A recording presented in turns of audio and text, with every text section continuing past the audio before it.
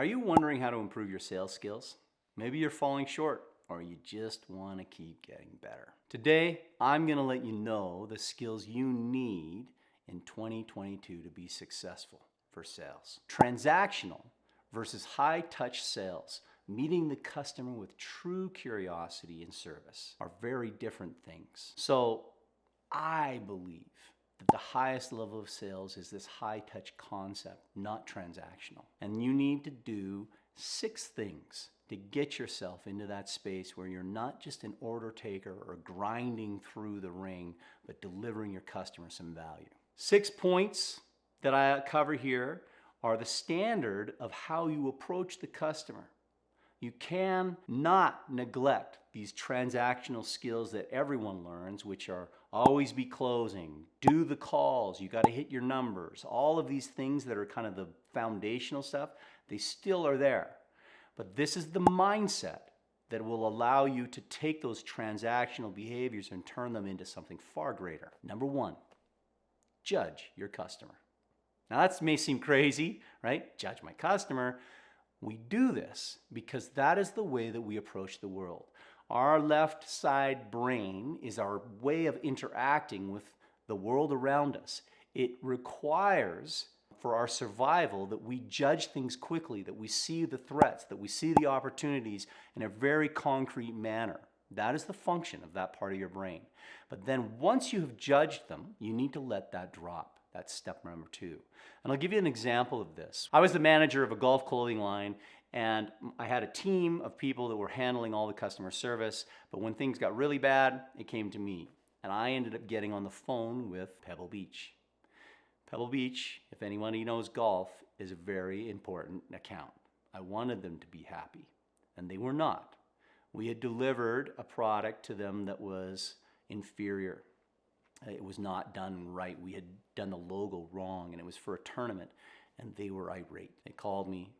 They had talked to some other people. Nothing had happened, and I get Pebble Beach on the phone. Well, my judgment of Pebble Beach is, 1, very high-end customer, lots of demands, picky, all those kind of things that you could encounter from a customer of this level, expecting the world to be theirs because they have power.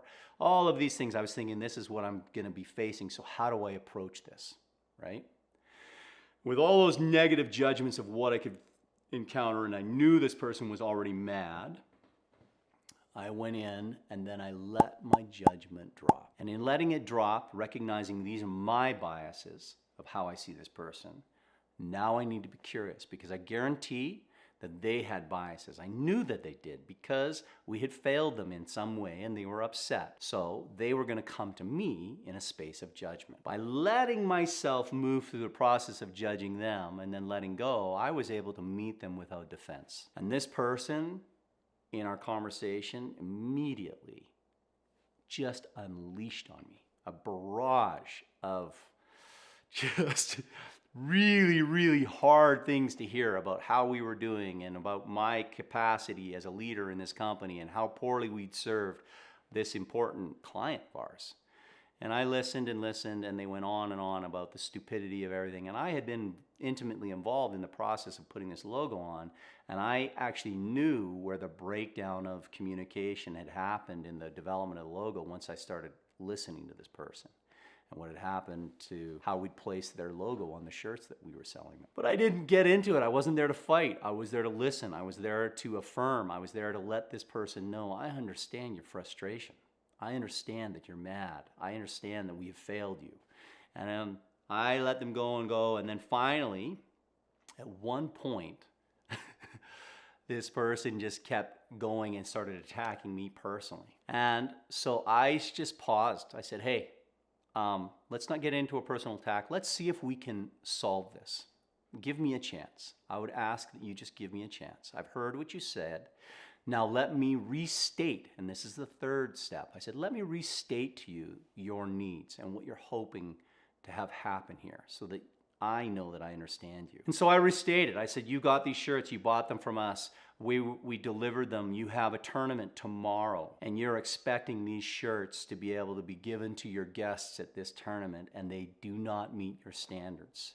And so you're wondering, what on earth are we going to give them when we have put all our eggs in a basket and you're providing the shirts for our tournament, and now you do not have a shirt that you can deliver.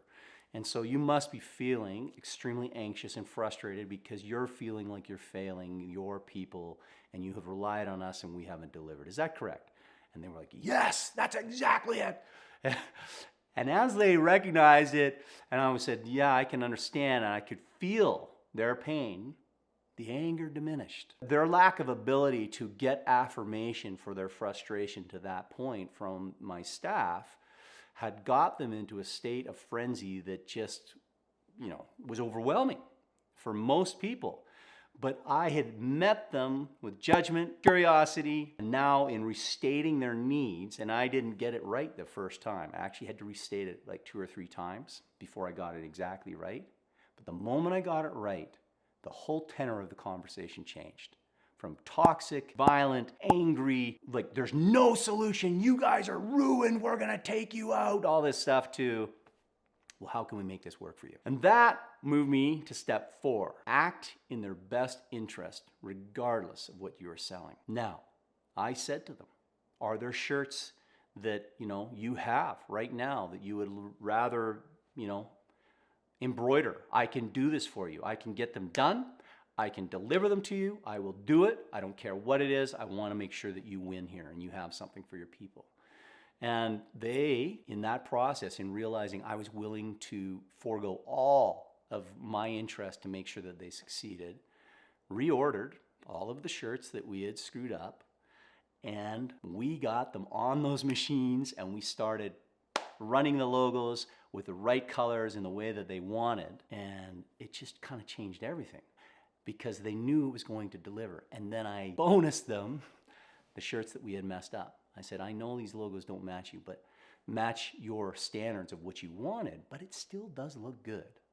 And if you want to give them away as a bonus to your people or just use them for yourselves, here are the shirts we messed up. And they loved that. They loved the fact that I was willing to give them this stuff that really was, I thought, going to be discarded because they hated it so much. But when they got the opportunity to have it for free, and I gave them a replacement, and I promised to deliver it next day air first thing in the morning, everything started to settle down. And then I closed. After all that, I talked to them and I said, look, I got to be honest with you. I want you to understand our perspective on this. And I explained. We had been talking specifically about a monochromatic logo. And a monochromatic logo in our terms was the exact same color as the shirt. And in their terms, what they thought it meant was complementary colors to the shirt.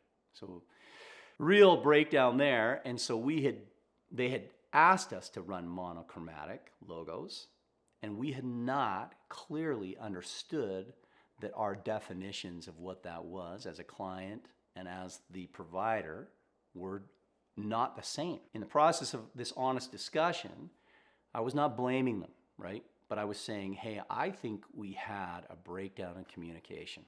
And this is where I see it happening. And this is what I see the instructions on the logos that we got from you in this email.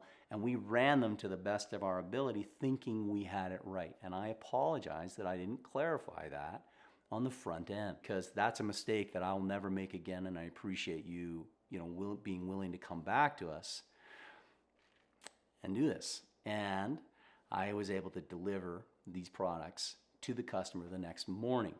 They wanted them that day. It was literally an impossibility. And I had to say to them, there is not any way that I can get this stuff to you today. It is virtually impossible. The best I can do is get them to you by 8 a.m. tomorrow. Well, the golf tournament starts at 7 people getting the bags. It's going to... I said, this is what I got. This is what I got. I'm sorry. And the customer, initially unhappy with that, came around and realized, okay, this is my option, right? So then my final stage, number 6, for the high touch, was to be confident and let go of the need for a good outcome. I could have, done all kinds of things, bent over backwards, given them the next set of shirts for free because, this is Pebble Beach, and I could have spent like thousands of dollars of company money to try to salvage this account. But rather than doing that, I recognized we were offering a valuable service and that they also had a part to blame in the breakdown of the delivery of this product to them. And I was not going to eat everything when we had mutually made a mistake. And I had to protect the profit of the company in some level. We were going to eat a certain amount, but I wasn't going to compound it because they initially were actually asking for, they said, if we're ever going to do business with you again, you're going to have to provide us with a replacement order for free. That was the initial thing. So I would have lost all those shirts that I had already printed, and I would have to do another set of shirts and deliver that. We were looking at thousands and thousands of dollars. Now, maybe that might need to happen in some situations, but in this situation, I didn't think it was fair. I didn't think it was right. And I went toe to toe with this buyer from Pebble Beach and decided, you know what, if they cancel us, and if this is, I went back to the judgment, right? If this customer is that finicky and that high demanding and that incapable of seeing that we're a partner here in this, I don't care. I don't care what happens. I don't need them to be my customer to succeed.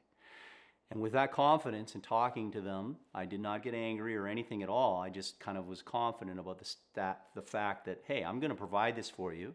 We're going to deliver it, and you're going to pay for it. They agreed. And we delivered many, many more orders to Pebble Beach that were successful. And the process of going through that mistake and getting to a good resolution was something that really tied me to this buyer and allowed me to have many more interactions that were very positive. And that's the nature of a high-touch relationship. When you are in sales, you are going to encounter mistakes. You're going to encounter miscommunications. You are going to encounter issues with the delivery of the product on time or in the right way. And these are your moments to show your customer, I am not a transactional salesperson. I am somebody that understands the nature of who you are and what you want and what you need. And I understand the emotional connection that you have to your customers, and I will help you fulfill that.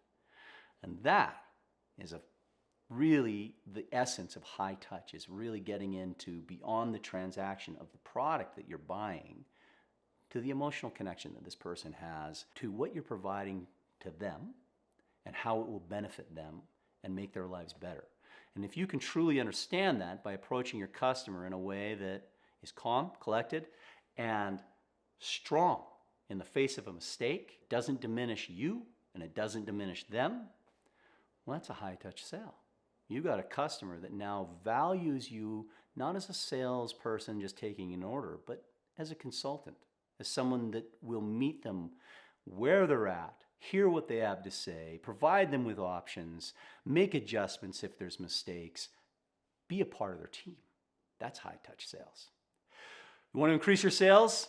Man, get behind this, right? Follow these 6 steps. Take a look at what it is in your space of, moving the products that you are moving that are keeping you from engaging with your customer at a deeper level. I know how hard it is when you're selling to be driven by the need to close a deal so that you can make the money that you need to put food on your table. That is a real thing that you have to deal with.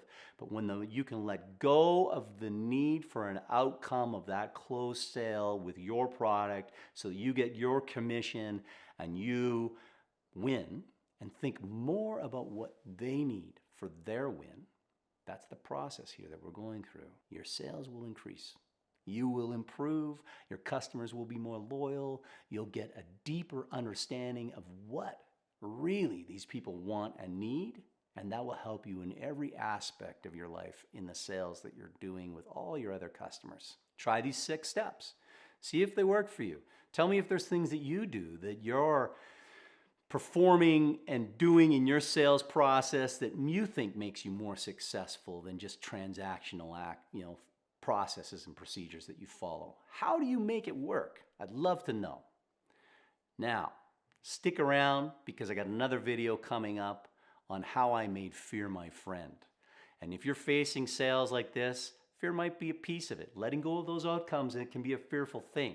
So this might be good for you. Like, subscribe, watch this video. It's coming up right now. Thanks for being here.